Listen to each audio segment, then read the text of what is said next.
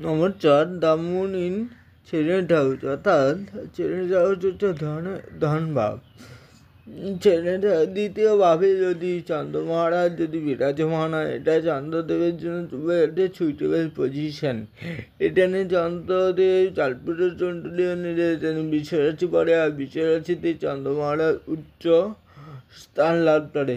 এখানে জাতককে অত্যন্ত সৌভাগ্যশালী, ধন সম্পদে পরিপূর্ণ করে তোলে। ফ্যামিলিগতভাবে জাতক সুখী জীবনযাপন করে। জাতকের বাণী কথাবার্তা তুমি মিশিয়ে জাতকের খাওয়া দাওয়া যে ওইটা যথেষ্ট সুস্বাদু বস্তু জাতক আহার করে।